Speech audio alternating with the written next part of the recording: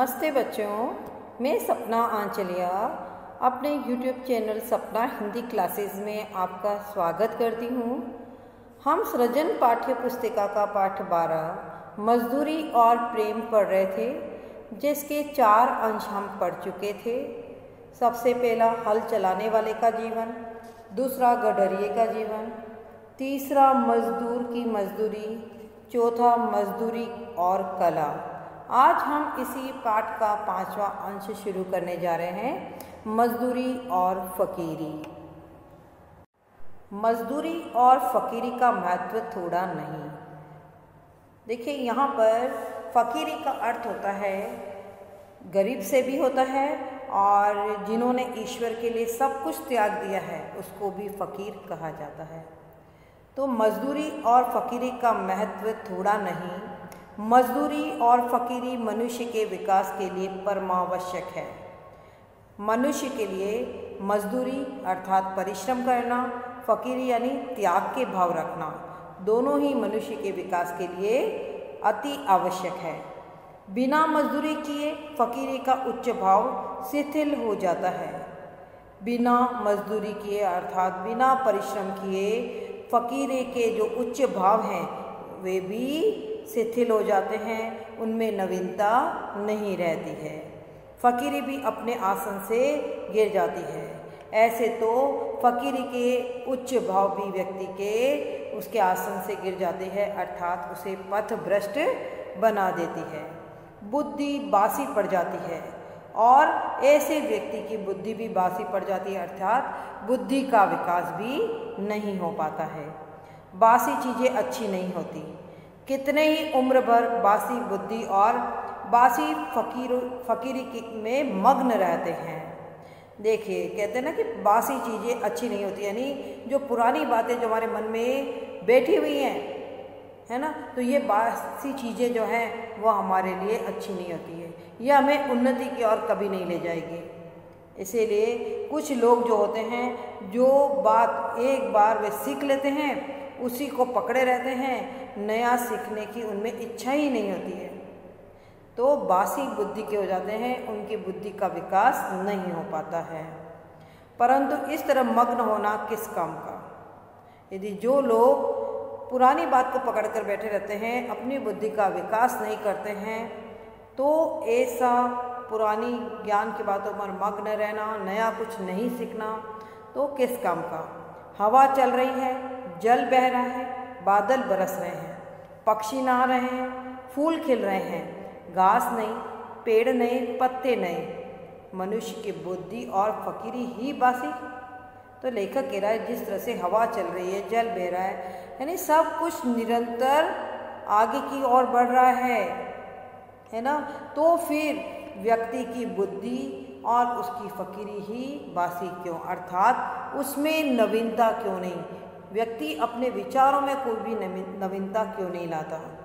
ऐसा दृश्य तभी तक रहता है जब तक बिस्तर पर पड़े पड़े मनुष्य प्रभात का आलस्य सुख मनाता है। ऐसा दृश्य तभी तक रहता है, अर्थात व्यक्ति के मन में ऐसे भाव तभी रहते हैं जब व्यक्ति बिस्तर में पड़ा पड़ा रहता है, सोया रहता है, और प्रभात का अर्थ होता है प्रातःकाल का आलस्य सुख मनाता है, अर्थात प्रातःकाल की मीठी नींद का मजा लेता है और उसी को सब जीवन का सबसे अच्छा आनंद मानता है। ऐसा व्यक्ति अपने विचारों में कभी भी नवीनता नहीं ला सकता। ऐसा व्यक्ति आलसी प्रवृत्ति का होता है। बिस्तर से उठकर जरा बाग की सैर करो, फूल की सुगंध लो, ठंडी वायु में भ्रमण करो, वृक्षों के कोमल पल्लवों का नृत्य देखो। पल्लव का अर्थ होता है पत्ते का नृत्य देखो, तो पता लगे कि प्रभात का समय जागना बुद्धि और अंतःकरण को ताजा करना है। यानी कि ऐसे लोग जो सवेरे मीठी नींद में सोए रहते हैं, देर से उठते हैं, ऐसे लोग जो हैं आलसी प्रवृत्ति के होते हैं।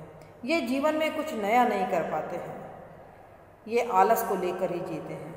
तो लेखक ऐसे लोगों को कह रहा है कि सवेरे जल्दी उठे, बाग की सैर करो, फूलों की सुगंध लो, ठंडी वायु में भ्रमण करो, प्रकृति के सुंदर दृश्य को देखो, तब लगेगा कि प्रातःकाल के समय जागना बुद्धि और अंतःकरण को तरोताजा करना है।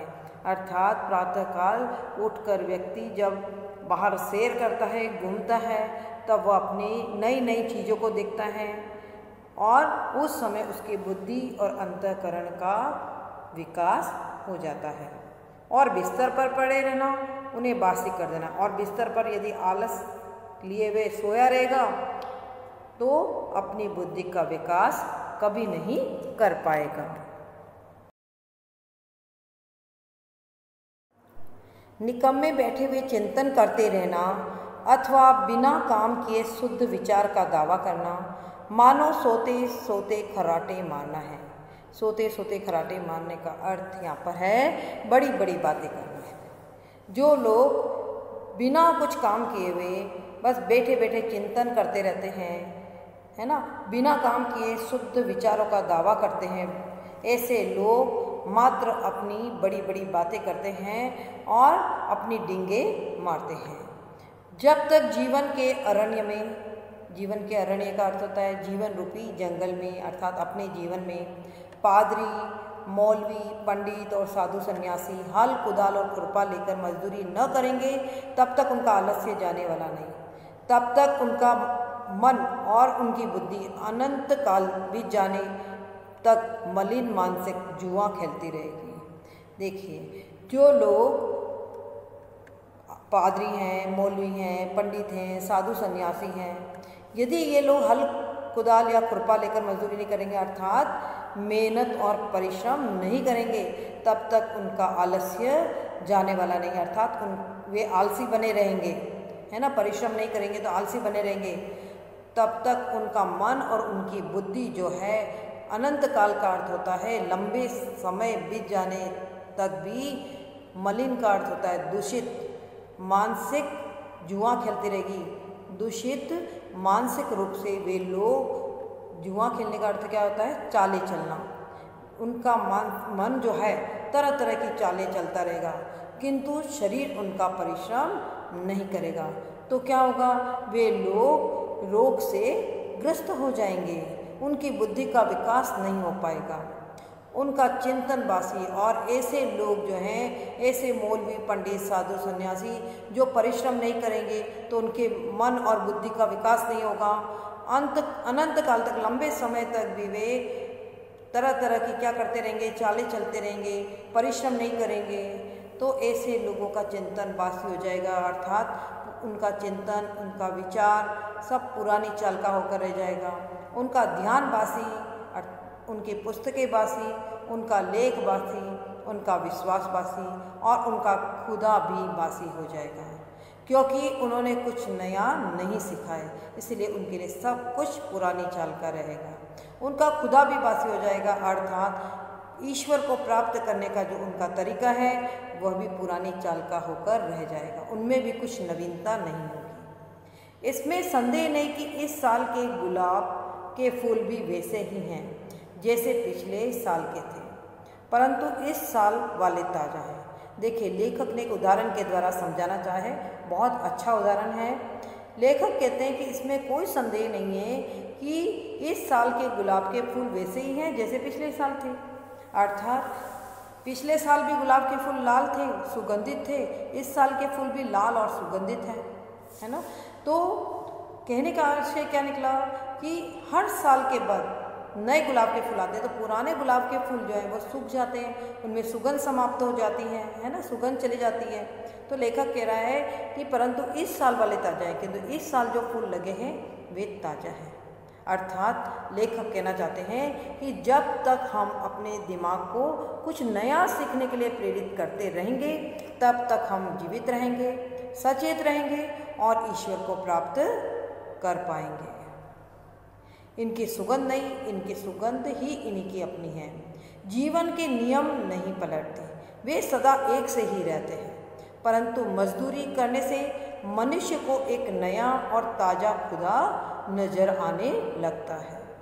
अर्थात परिश्रम करने से साधुओं के विचारों में भी नवीनता आएगी, उनके उपदेश भी फलदायक होंगे और लोग उनके उपदेशों को सुनना भी पसंद करेंगे, और खुदा को प्राप्त करने का जो तरीका है वह भी उन्हें नया ज्ञात होगा। गेरुए वस्त्रों की पूजा क्यों करते हो? गिरजे की घंटी क्यों सुनते हो? रविवार क्यों मनाते हो? पांचों वक्त की नमाज क्यों पढ़ते हो? त्रिकाल संध्या क्यों करते हो? मजदूर की अनाथ नयन, अनाथ आत्मा और अनाश्रित जीवन की बोली सीखो। फिर देखोगे कि तुम्हारा यही साधारण जीवन ईश्वरीय भजन हो जाएगा।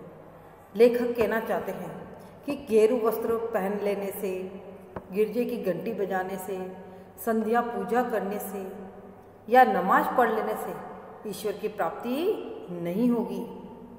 इन अनाश्रित मजदूर की ओर देखो, ये किस तरह अनाथ रहकर भी अपने सारे कार्य करते हैं।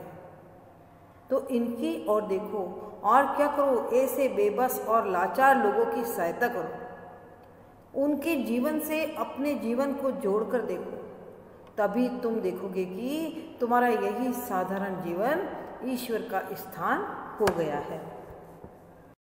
मजदूरी तो मनुष्य के समष्टि रूप का व्यष्टि रूप परिणाम है। समष्टि रूप का अर्थ होता है संगठित रूप में, व्यष्टि रूप का अर्थ होता है अलग अलग रूप में। लेखक कहना चाहते हैं यहाँ पे कि मजदूरी करने से व्यक्ति के शरीर के सारे अंग क्रियाशील रहते हैं। इस कारण मजदूरी मनुष्य के संगठित प्रयासों का अलग अलग रूपों में व्यक्त परिणाम होता है। अर्थात व्यक्ति के कार्य क्षेत्र अलग अलग होते हैं, उसी के आधार पर उसकी मजदूरी भी अलग अलग होती है। आत्मा रूपी धातु के गढ़े हुए सिक्के का नकदी बयाना है जो मनुष्यों की आत्माओं को खरीदने के वास्ते दिया जाता है। अर्थात प्रेम भाव से दी गई मजदूरी किसी की आत्मा को वश में करने के लिए दी जाने वाली अग्रिम राशि के समान होती है। नकदी बयाना का अर्थ होता है अग्रिम राशि, अर्थात उससे दो लोगों की आत्मा का प्रेम व्यवहार होता है। और प्रेम भाव से रहित दी जाने वाली मजदूरी में आत्मीयता का भाव नहीं होता है। सच्ची मित्रता ही तो सेवा है, उससे मनुष्य के हृदय पर सच्चा राज्य हो सकता है। देखिए यहाँ पर सच्ची मित्रता लेखक ने किसे कहा है? लेखक कहते हैं कि निस्वार्थ भाव से मनुष्य की सेवा करना ही सच्ची मित्रता कहलाती है और उससे मनुष्य के मन को वश में किया जा सकता है। जाति पाति, रूप रंग और नाम धाम तथा बाप दादे का नाम पूछे बिना ही अपने आप को किसी के हवाले कर देना प्रेम धर्म का तत्व है। लेखक कहना चाहते हैं कि जब हम किसी से जाति पाति, बाप दादा का नाम या स्थान पूछे बिना ही अपने आप को समर्पित कर देते हैं तो यही सच्चा प्रेम होता है, यही प्रेम कहलाता है। जिस समाज में इस तरह के प्रेम धर्म का राज्य होता है उसका हर कोई हर किसी को बिना उसका नाम धाम पूछे ही पहचानता है, क्योंकि पूछने वाले का कुल का अर्थ होता है वंश, और उसकी जात वहाँ वही होती है जो उसकी जिससे कि वह मिलता है। वहाँ सब लोग एक ही माता पिता से पैदा हुए भाई बहन हैं। एक ही माता पिता अर्थ एक ही ईश्वर की संतान है वहाँ पर सभी। अब और ईश्वर को हमारे माता पिता का है। अपने ही भाई बहनों के माता पिता का नाम पूछना क्या पागलपन से कम समझा जा सकता है? यह संसार, सारा संसार एक कुटुंबवत है। कुटुंबवत का अर्थ होता है परिवार के जैसा है। लेखक कहना चाहते हैं कि जिस समाज में इस तरह से लोग प्रेम भाव से रहते हैं वहाँ पर बिना नाम धाम पूछे ही हर कोई किसी को पहचानता है, क्योंकि हम सबको जन्म देने वाले ईश्वर एक हैं। हम सबके माता पिता एक हैं, इसीलिए हम सब आपस में भाई बहन के समान हैं। और अपने ही भाई बहनों से उनकी जात पात पूछना क्या पागलपन नहीं कहलाएगा? लेखक कहते हैं सही रूप में देखा जाए तो ये संसार जो है एक परिवार के समान है। लेखक कहते हैं कि ऐसा समाज बहुत अलग होता है जहाँ जाति पाति वर्ग भेद नहीं होता, सभी मिलजुल कर प्रेम पूर्वक एक परिवार के सदस्यों के समान रहते हैं। इसीलिए लेखक ने इस संसार को एक कुटुंबवत कहा है। लंगड़े, लूले, अंधे और बहरे उसी मोर उसी घर की छत के नीचे रहते हैं, जिसकी छत के नीचे बलवान, निरोगी और रूपवान कुटुंबी रहते हैं। और इसी घर की छत के नीचे अर्थात ईश्वर की छत्र छाया में लंगड़े, लूले, अंधे, बहरे जो शारीरिक जिनमें विकृति होती है वे लोग, और बलवान, निरोगी और रूपवान सभी परिजन साथ रहते हैं। मूढ़ों और पशुओं का पालन पोषण बुद्धिमान, सबल और निरोगी ही करेंगे। मूढ़ों का अर्थ होता है मूर्ख। मूर्ख लोग और पशुओं का पालन पोषण सदैव से बुद्धिमान लोग और सबल और निरोगी लोग ही करते आए हैं। आनंद का और प्रेम की राजधानी का सिंहासन, राजधानी का सिंहासन का अर्थ है साम्राज्य, सदा से प्रेम और मजदूरी के कंधों पर रहता आया है। लेखक कहना चाहते हैं कि जो व्यक्ति दूसरों के प्रति प्रेम भाव रखता है और परिश्रम करने से पीछे नहीं हटता, उसी के जीवन में सदैव प्रेम और आनंद का साम्राज्य रहता है। अर्थात कामना सहित होकर भी मजदूरी निष्काम होती है, क्योंकि मजदूरी का बदला ही नहीं। अर्थात लेखक कहना चाहते हैं कि मजदूर के मन में कामनाएं तो होती हैं, कामना का अर्थ होता है इच्छाएं तो होती हैं, अर्थात वह धन कमाना चाहता है, धन कमाने की इच्छा भी है, वह परिश्रम भी करता है, किंतु वह इतना निष्काम होता है कि परिश्रम करके भूल जाता है, क्योंकि निस्वार्थ भाव से की गई मजदूरी का कोई मोल नहीं होता।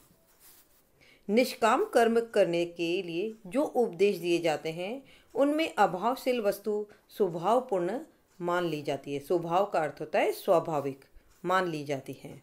जैसे गीता में कृष्ण ने उपदेश दिया था कि कर्म करो, फल की चिंता मत करो। यहाँ पर भी यही बात है कि यहाँ पर कहा गया है कि निस्वार्थ भाव से कर्म करने के लिए जो उपदेश दिए गए हैं उसमें जिस वस्तु का हमारे पास अभाव होता है उसे भी स्वाभाविक मान लिया जाता है। व्यक्ति जो अपने पास है उसी में संतोष कर लेता है। पृथ्वी अपने ही अक्ष पर दिन रात घूमती है।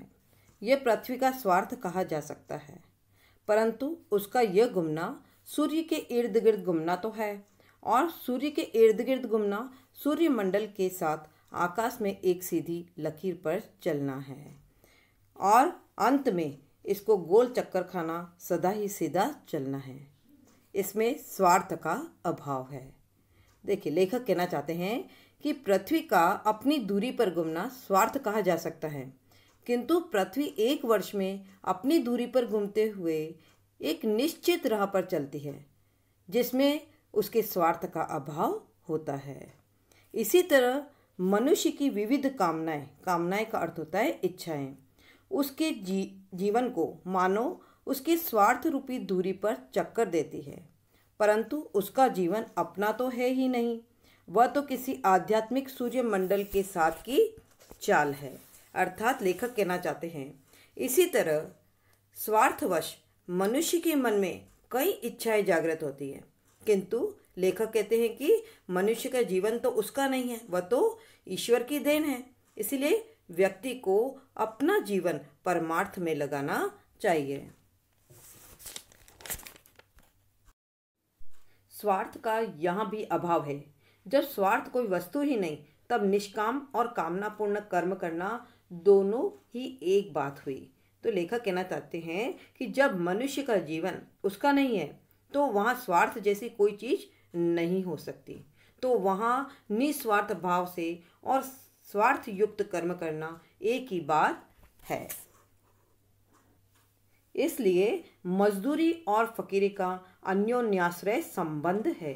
तो लेखक कहना चाहते हैं कि फकीरी और मजदूरी दोनों ही एक दूसरे के पूरक हैं। बिना मजदूरी किए फकीरी का उच्च भाव भी शिथिल हो जाता है। इसीलिए सच्ची फकीरी के लिए निष्काम मजदूरी का साथ परम आवश्यक है। दोनों एक दूसरे के पूरक हैं। फकीर बने रहने के लिए प्रेम भाव के साथ किया गया श्रम उसके लिए सहायक होता है, क्योंकि वह यदि फकीर व्यक्ति यदि श्रम करेगा तो उसके ज्ञान में नवीनता आएगी, उसके विचारों में नवीनता आएगी, तभी उसके उपदेश लोगों के लिए फलदायक होंगे। मजदूरी करना जीवन यात्रा का आध्यात्मिक नियम है।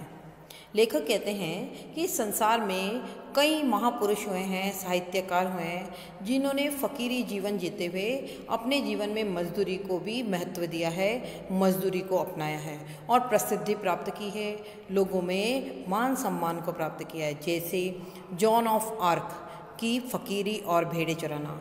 जॉन ऑफ आर्क, जिन्होंने फ़कीरी जीवन जीते हुए भेड़े चराने का कार्य किया। टॉल्स्टॉय का त्याग और जूते गढ़ना।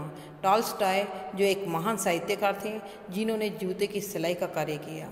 उमर खयाम का प्रसन्नतापूर्वक तंबू सीते फिरना। उमर खयाम जो एक प्रसिद्ध फारसी शायर थे जिन्होंने अपने जीवन में तंबू सिलने का कार्य किया। खलीफा उमर का अपने रंग महलों में चटाई आदि बुनना। और खलीफा उमर जो अपने राजमहलों में रहते हुए चटाई बुनने जैसा कार्य किया। ब्रह्मज्ञानी कबीर और रैदास का शूद्र होना। ब्रह्मज्ञानी कबीर और रैदास जो शूद्र जाति के होते हुए अर्थात नीची जाति के होते हुए भी इन्होंने अपने जीवन में मजदूरी को महत्व दिया, परिश्रम किया। गुरु नानक और भगवान श्री कृष्ण का मुख पशुओं को लाठी लेकर हाँकना। ये गुरु नानक देव जी और श्री कृष्ण ये अवतारी पुरुष होते हुए भी इन्होंने अपने जीवन में पशुओं को चराने का कार्य किया। सच्ची फ़कीरी का अनमोल भूषण है। सच्ची फ़कीरी का अनमोल भूषण शारीरिक श्रम करना है। शारीरिक श्रम से ही सच्ची आध्यात्मिकता के भाव जागृत होते हैं। लेखक कहते हैं कि बिना शारीरिक श्रम के धार्मिक चिंतन अधूरा होता है, क्योंकि वह सही मार्ग दिखाने वाला न होकर पथ भ्रष्ट करने वाला होता है। इसीलिए लेखक कहते हैं कि एक फ़कीर को अपने विचारों में नवीनता लाने के लिए शारीरिक श्रम करना चाहिए, तभी उसके उपदेश लोगों के लिए फलदायक होंगे।